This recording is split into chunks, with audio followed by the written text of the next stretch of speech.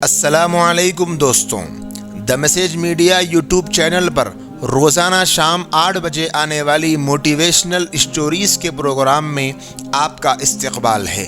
ہمیشہ کی طرح آج بھی حالات حاضرہ اور معاشرے میں پائے جانے والے ایک خطرناک بگاڑ پر مشتمل ایک واقعہ لے کر آپ کی خدمت میں حاضر ہوا ہوں۔ پورا سننا ضرور۔ اگر آپ شادی شدہ ہیں اور اگر آپ اپنے گھر میں کسی بھی قسم کی نوک جھوک دیکھتے ہیں یا پھر کسی کے بھی گھر میں آپ کو لڑائی جھگڑا نظر آتا ہے اور اس کا سولوشن اور حل سمجھ میں نہیں آ رہا، تو یہ ویڈیو ایک مرتبہ آپ بھی دیکھیے گا اور اس قصے کو انہیں بھی سنائیے گا۔ چلیے واقعہ سنتے ہیں۔ صبح صبح ہی میاں بیوی کا خوب جھگڑا ہو گیا۔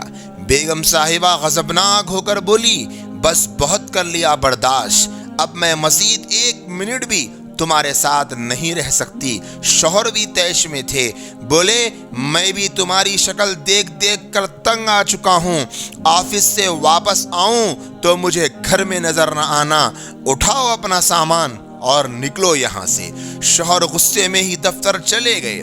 بیگم صاحبہ نے اپنی ماں کو فون کیا اور بتایا کہ وہ سب کچھ چھوڑ چھاڑ کر بچوں کو ساتھ میں لے کر میکے واپس آ رہی ہے، اب یہاں نہیں رہ سکتی، اب اس جہنم میں رہنا مجھ سے نہیں ہو سکتا۔ ماں نے کہا خدا تجھ پر رحم کرے، آرام سے وہیں بیٹھی رہ، تیری بڑی بہن بھی اپنے میاں سے لڑ کر آئی تھی اور اسی ضد میں طلاق لے کر بیٹھی ہوئی ہے، اب تو نے بھی ڈرامہ شروع کر دیا ہے، خبردار جو ادھر قدم بھی رکھا تو صلح کر لے اپنے شوہر سے، اب وہ اتنا برا بھی نہیں ہے۔ ماں نے لال جھنڈی دکھائی تو بیگم صاحبہ کے ہوش ٹھکانے آ گئے اور وہ پھوٹ پھوٹ کر رونے لگی۔ جب رو رو کر تھک گئی تو کچھ دل ہلکا ہو چکا تھا۔ شوہر کے ساتھ لڑائی کا سین سوچا تو اپنی بھی کافی غلطیاں نظر آنے لگی۔ فریش ہو کر شوہر کی پسند کی ڈش بنانی شروع کر دی اور ساتھ میں اسپیشل میٹھا بھی بنانا شروع کر دیا۔ سوچا شام کو شوہر سے معافی مانگ لوں گی، اپنا گھر پھر بھی اپنا ہی ہوتا ہے۔ شام کو شوہر گھر آئے تو بیگم نے اپنے شوہر کا اچھے طریقے سے استقبال کیا جیسے صبح کچھ بھی نہ ہوا ہو۔ شوہر کو بھی ایک عجیب و غریب سما محسوس ہوا، خوشگواری پر حیرت ہونے لگی۔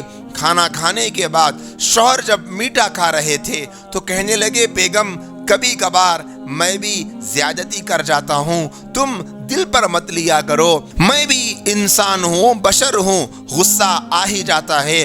شوہر بیگم کے شکر گزار ہو رہے تھے اور بیگم صاحبہ دل ہی دل میں اپنی ماں کو دعائیں دے رہی تھی، ورنہ تو جذباتی فیصلے نے گھر تباہ کر دیا ہوتا۔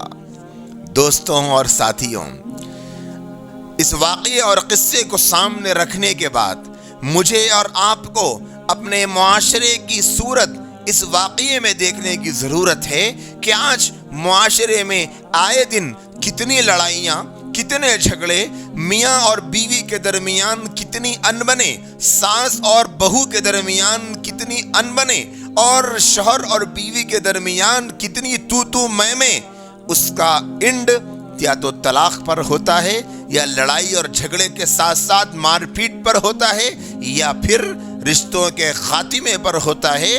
اس واقعے کو سامنے رکھ کر آپ بہت اچھی طرح سمجھ گئے ہوں گے کہ میاں اور بیوی کے درمیان جھگڑا تو ہو ہی جاتا ہے، لیکن اس جھگڑے کا سولوشن کسی تیسرے کو بلا کر اسے اس ایشو میں انٹرفیئر کر کے اس ایشو کو ہائی لائٹ کرنا یہ حل نہیں ہے، بلکہ میاں اور بیوی دونوں بیٹھ کر مسئلے کو بہت آسانی سے حل کر سکتے ہیں۔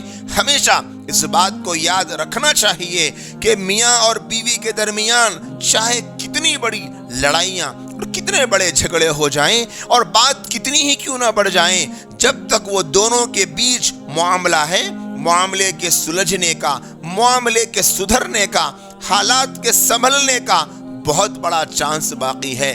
لیکن جب یہ ایشو کسی تیسرے کے ہاتھ میں چلا گیا، بہت ممکن ہے رشتہ ختم ہو جائے، ٹوٹ جائے، दूरियां बढ़ जाए। जैसे उस लड़की ने अपनी माँ को कॉल करके शिकायत की अपने शौहर की, वैसी गलती कभी न करना। लड़कियां हमेशा याद रख लें, जब जब भी कोई लड़की ये गलती करती है जो उस लड़की ने किया था, तो घर तबाह हो जाते हैं। और जब जब भी कोई माँ उस लड़की की माँ की तरह डट कर टाइट जवाब देती है, तो घर टूटने से बच जाते हैं।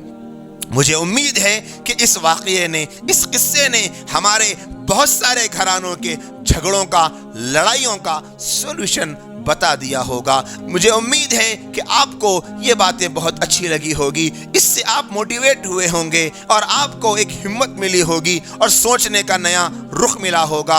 अल्लाह ने अगर ज़िंदगी बाकी रखी तो कल फिर मिलेंगे एक नए वाक़ये और एक नए सबक के साथ। जब तक के लिए मुझे इजाज़त दीजिए। अस्सलामु अलैकुम व रहमतुल्लाहि व बरकातुहू।